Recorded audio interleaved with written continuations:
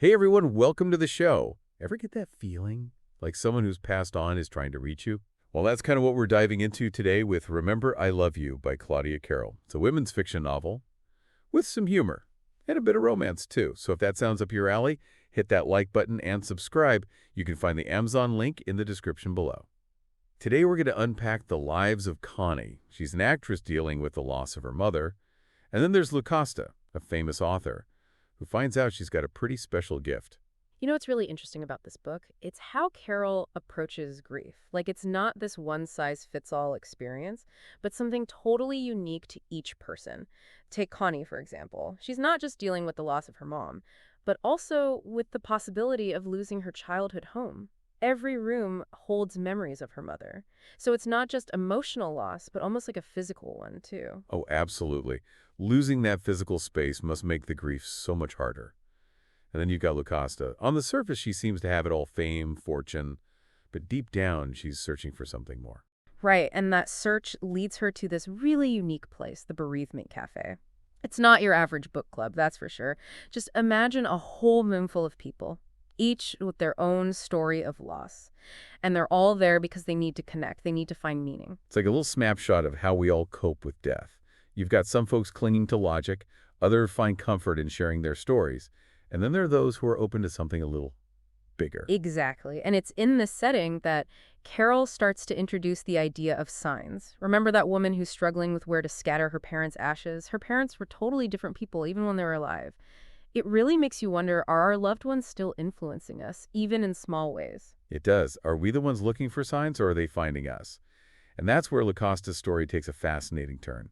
She starts off as a total skeptic, someone who's built her entire career on logic and observation. But then she discovers this ability to connect with the spirit world. And what's really cool is that this ability isn't some magical out there power. It comes from Lucasta's deep sense of empathy, her ability to really tune into people's emotions, even those who have passed on. Like that saying, writers are observers of the human heart. But Lucasta isn't just observing, she's channeling those emotions.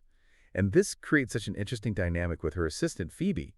Phoebe's all about practicality, grounded in the here and now. She just can't grasp this whole gift thing. Right. It's like a metaphor for that inner struggle we all face between logic and intuition, between what we can prove and what we feel is true. Totally. And then there's Luke. He's a perfect example of that struggle. An architect dealing with concrete realities, but also a grieving single parent, desperately wanting to connect with his late wife. And the way he ends up at the Bereavement Cafe is no coincidence.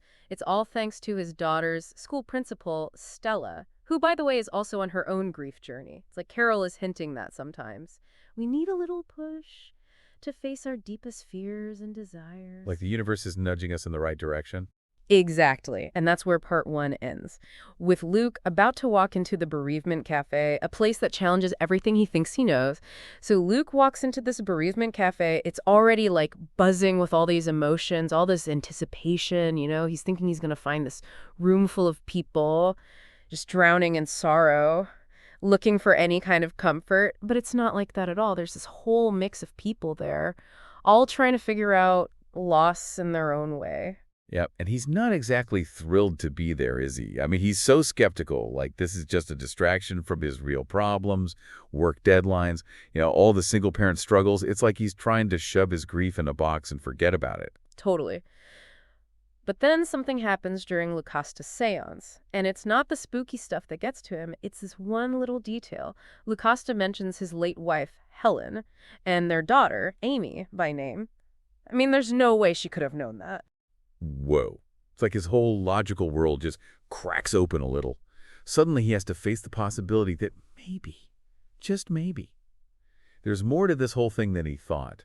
It's interesting how this affects his relationship with Stella, don't you think? Oh, absolutely. Stella just lost her fiancé, so she's way more open to the idea of spirits and stuff. For her, the seance is comforting, a way to feel close to the person she lost. But Luke just isn't there yet. They have such different ways of seeing things. It creates this real tension between them. Yeah, they're like two sides of the same coin, both hurting, but dealing with it in totally opposite ways.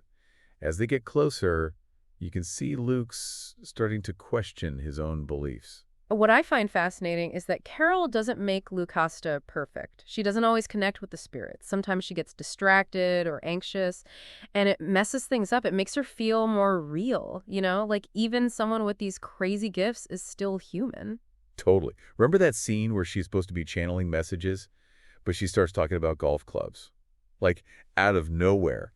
And it turns out the father of one of the twins was a huge golfer. It's wild. It makes you wonder, is she really channeling spirits or is something else going on? Right.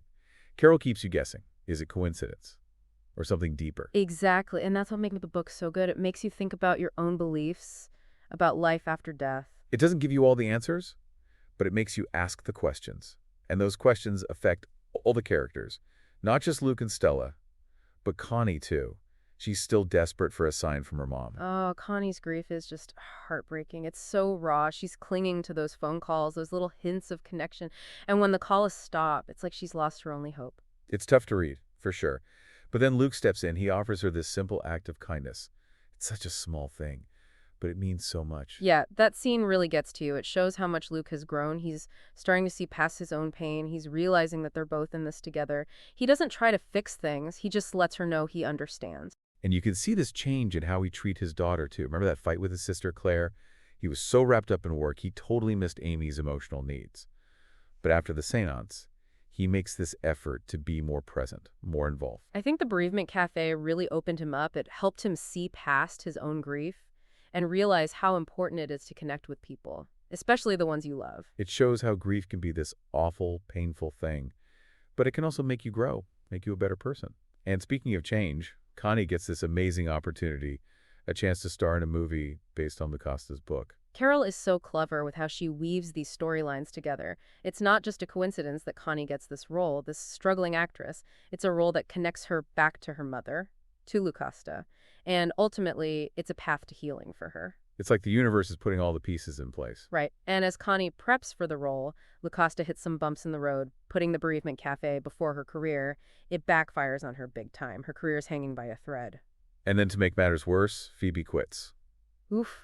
Phoebe was like her rock, always the voice of reason. It's a huge loss for Lucasta. Like, she's lost her connection to reality without Phoebe to ground her. She's got to face her own weaknesses, her own need for connection. Yeah, it's a reminder that even people with these incredible gifts, they're still human. They still need love and support. Exactly. As part 2 comes to a close, you're left wondering how it's all going to work out. Will these characters make it through their struggles? Will their paths cross again? So we're heading into the final part of Remember I Love You, and you can really see how all those separate stories start weaving together. Connie's getting ready for her film role. Luke's figuring out this whole single dad thing, and Lucas is dealing with the fallout from her choices. But there's this feeling that they're all moving towards something, like a shared understanding, It's really smart how Carol uses these parallel stories to show all the different ways people heal. With Connie, it's through her creativity, by becoming this character, Rosie. Rosie's grief really mirrors Connie's own. Right. It's like playing that role gives her an outlet for her emotions, something she can't quite find in real life. Plus, her mom was a huge fan of Lucasta's books, so in a way, Connie's honoring her mom by taking this role. Exactly. And then you've got Luke.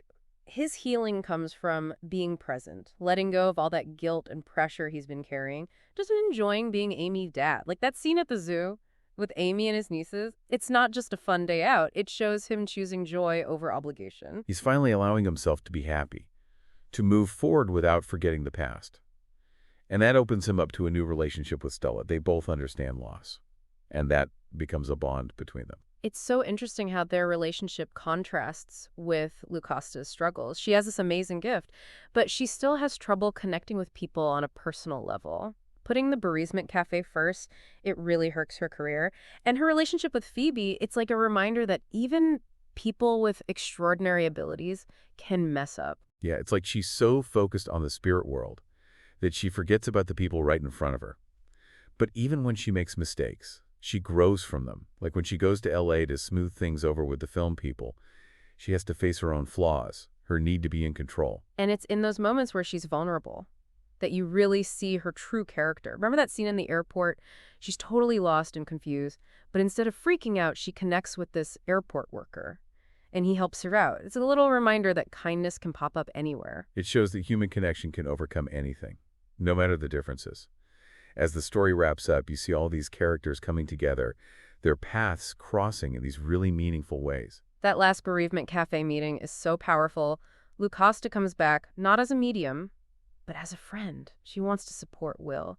And she tries to make things right with Phoebe. It's like she's come full circle, realizing that the connections we make here are so important. And it's in that space, where everyone's sharing their grief and understanding each other, that Connie finally gets her sign from her mother. This message that brings her comfort and closure. It's not some big dramatic thing, but it's enough to let her know that love continues on, even after death. It reminds you that the signs we're looking for aren't always these huge spectacles. Sometimes they're these quiet little moments, these whispers of connection that tell us we're not alone. And that's the beauty of Remember I Love You, that doesn't sugarcoat grief, but it ultimately gives you this message of hope, of resilience, of finding connection and purpose even when you've lost someone. So as we wrap up this deep dive, we want to hear from you. What part of the book really stuck with you? Share your thoughts in the comments.